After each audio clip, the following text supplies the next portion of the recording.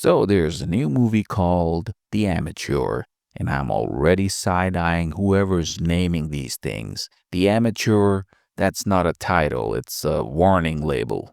It's like walking into a diner and the chef's called Microwave Mike. You know that you're getting soggy fries and regret before you even sit down. This thing's so on the nose, it's practically confessing it's gonna suck. Here's the setup. Rami Malek, yes, Freddie Mercury, plays a CIA analyst. You know, the type that lives in a basement, talks to his keyboard, types so fast you think he's cracking Area 51. But ask him to open a can of tuna, dude's icing his wrist for a week. This guy is such a nerd, his idea of cardio is rebooting his Wi-Fi router.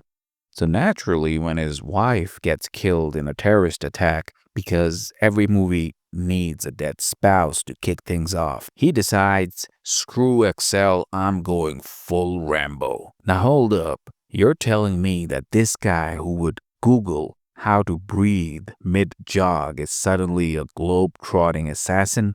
Listen, I've seen more convincing transformations in those ex-glow-up threads where someone just adds a filter and calls it a personality.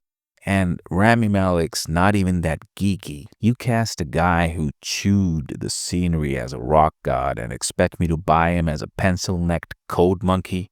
And then, oh man, they bring in Laurence Fishburne, Morpheus, the dude who dropped red pill, blue pill, truth bombs like they were candy. In this, he's basically a guidance counselor on a budget, handing out granola bars and fortune cookie advice like, son, believe in yourself and maybe don't trip over the grenade. Morpheus went from bending reality to babysitting a revenge plot so flimsy it would blow away in a stiff breeze. Let's talk revenge, cause this is where it gets me heated.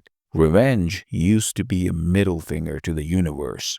Blood in the dirt, a knife you sharpened till dawn, a debt you paid with your own damn hands. You'd lie awake, that fire in your gut, planning how to spit in the face of whoever crossed you. No goddamn script, no middleman. But now, you need a training montage, a mentor with a tragic Yelp review of a backstory, and a Spotify playlist called Vengeance Wives Volume 1. By the time he picks up a gun, I've grown a beard waiting for the point. The Amateur drags you through this slog. Rami's doing push-ups, Fishburne's nodding like a disappointed dad, and I'm checking my watch wondering what's more disappointing than this. And to my surprise, it's Steven Seagal running.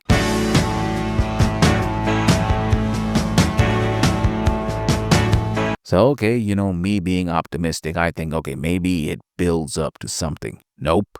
It starts like someone's getting their ass handed to them, then pivots to a sad ballad about closure that nobody wanted. Hours in, and I'm expecting Bourne, something fun. Instead, the movie is like a mime trying to explain quantum physics. Revenge movies don't do revenge anymore. They meditate, they reflect, they journal their trauma in a notebook. And I'm sitting here just yelling, just shoot someone, man. God damn it, just shoot someone.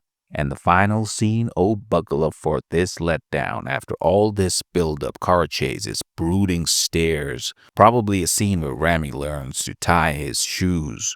Our main man walks up to the last terrorist. I'm ready for blood, justice, something. But what does he do? Looks the guy dead in the eye and basically says, I'm very disappointed in you.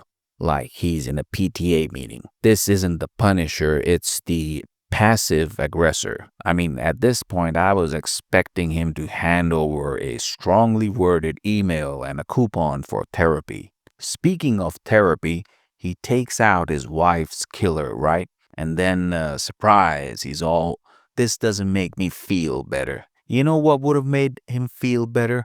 Not signing up for a revenge plot dumber than a bag of hammers.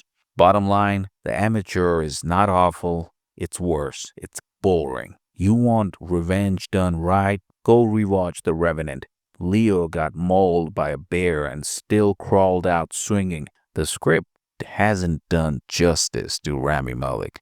His character is someone who would trip over his suitcase and then cry about the baggage fees.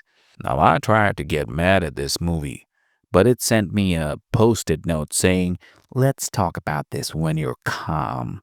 The film is just an escalator that don't move. Looks like progress, but you're still stuck. Anyways, this was a review made by the Morbidly Obese Duck, and I'm just gonna waddle away now. Quack.